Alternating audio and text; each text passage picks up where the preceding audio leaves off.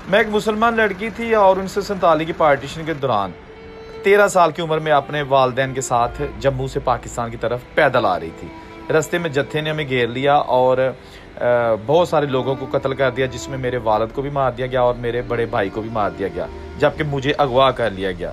मैं न जाने कहाँ चली गई, कुछ लोग थे मेरे साथ और फिर मुझे वो बहुत दूर ले गए पैदल चलाते हुए। उसके बाद फिर मुझसे एक नौजवान ने शादी कर ली। मेरे वतन से 4 बच्चे पैदा हुए, जिनमें 1 बेटी और 3 बेटे थे। समा बीतता गया, किसी को कोई पता नहीं कि मैं कहाँ हूँ और मैं कौन हूँ, ना मेरे घर वालों को पता कि मैं कहाँ हूँ। शायद वो बचे थे या नहीं बचे थे।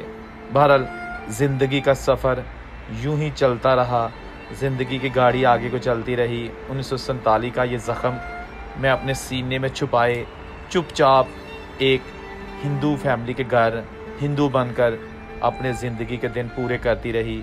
लेकिन कोशिश मेरी यही थी कि एक दिन मैं ज़रूर पाकिस्तान जाऊंगी, ख़ास तौर पर अपनी फैमिली के साथ ज़रूर मिलूंगी। ये बड़ी 1947 की एक दर्दनाक स्टोरी है, जिसका अंजाम भी मैं आपको बताता हूँ, इसलिए आपने वीडियो के साथ जुड़े रहना। छोटी सी ये वीडियो है, ये देखिएगा। ये एक ऐसी माँ की स्टोरी है जिनसे मेरी मुलाकात हुई, जो कि तहसील पसरूर के एक गाँव में रहती हैं। मैं अभी उनकी रिक्वेस्ट पर, उन्होंने कहा था कि मेरा नाम ना लेना और ना ही बताना मैं कौन हूँ, लेकिन ये आपको हकीकत पर मबनी एक स्टोरी में जो है ना वो सुना रहा हूँ।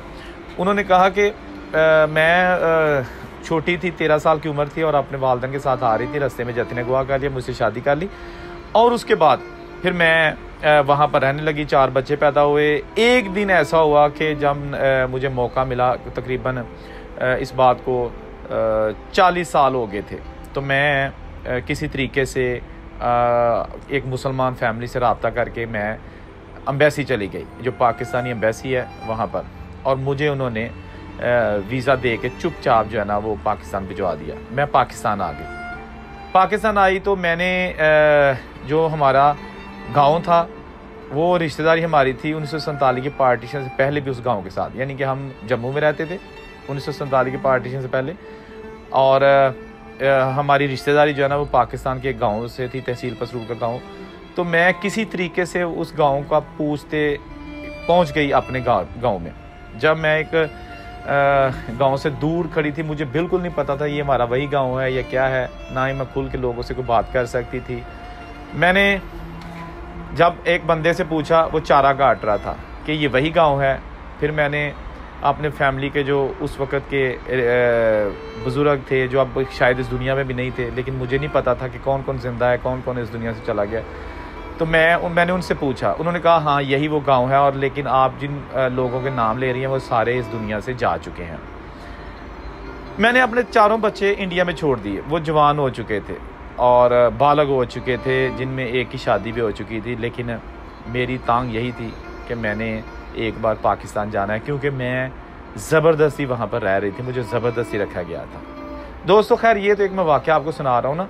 इस तरह के बहुत सारे वाक़यात हैं जिनमें हिंदू सिखों की लड़कियों के साथ भी जुल्म हुआ, मुसलमानों की लड़कियों के साथ भी जुल्म हुआ। दोनों तरफ से ये जुल्म हुए और इसको कोई भी जुटला नहीं सकता। किसने जुल्म पहले शुरू किया, किसने बाद में किया, लेकिन जुल्म हुए, इस बात से कोई भी इनकार नहीं कर सकता। खैर, इस औरत ने जो है ना वो अपने गांव गई, फिर अपने पूछ के घर चली गई, घर वालों को सारी स्टोरी सुनाई। सारे बहुत जो परेशान थे या जो इस खातून को भूल भी चुके थे शायद नई नस्ल, वो बहुत खुश हुए। उन्होंने जनाब बकौल इस खातून के, इस माँ जी के, उन्होंने बहुत आओ भगत की। फिर उन्होंने सारी स्टोरी उन सबको सुनाई कि क्या क्या मेरे पे बीती और मैं कैसे किन हालात में यहाँ पर पहुँची। अब वो खातून अपने बच्चों को तो छोड़ चुकी हैं, उनका राब्ता भी है उनसे, लेकिन वो वापस नहीं गई। उनकी उम्र तकरीबन 90 के करीब है और वो अब नहायत बुज़ुर्गी की ज़िंदगी गुजार रही हैं। लेकिन मैंने जब ये स्टोरी सुनी तो मुझे बड़ा दुख हुआ और एक लम्हे के लिए मैं वही पुराने वक्तों में चला गया, क्योंकि मैं तो उस वक्त ज़िंदा मतलब अभी पैदा भी नहीं हुआ था, लेकिन मैंने इमेजिन किया, ख्याल किया और मैं उसी वक्त में चला गया कि मैंने कहा कि कितनी दर्दनाक स्टोरियां हैं, कितने दर्द फैले हुए होंगे। किसी भी बुज़ुर्ग से आज भी हम जब बात करते हैं कि जश्न आज़ादी मुबारक या आज़ादी मुबारक, तो वो बहुत अफसरदा हो जाते हैं, क्योंकि उन्हें वो सारी फिल्म उनकी आंखों के सामने चलनी शुरू हो जाती है कि जब उन्होंने पार्टीशन के दौरान हिजरत की थी इंडिया से पाकिस्तान या पाकिस्तान से इंडिया, और रास्ते में उनको पता भी नहीं था कि हमने ज़िंदा पहुंचना भी है कि नहीं।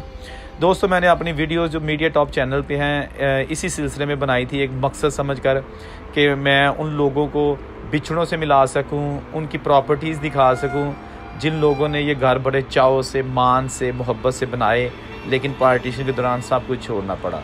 पाकिस्तान वाले जो हिंदू सिख थे वो इंडिया चले गए और पाकिस्तान में अपनी तमाम प्रॉपर्टी छोड़ गए, घर छोड़ गए।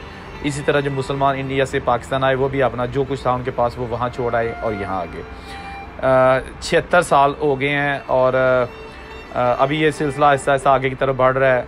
अभी 100 साल फिर हो जाएगा, 150 साल हो जाएगा, लेकिन ये जो ज़ख़म है ना, ये हमेशा ताज़ा रहेंगे। मेरी आखिर में यही रिक्वेस्ट है कि जो माजी में जुल्म हुए, दोनों तरफ से हुए और इज़्ज़तों से खेला गया, किसी की जवान बच्चियों को नोचा गया या किसी के बेटों को कीमे की तरह काट दिया गया, ये सिलसिला जो है ना, ये बहुत दर्दनाक था।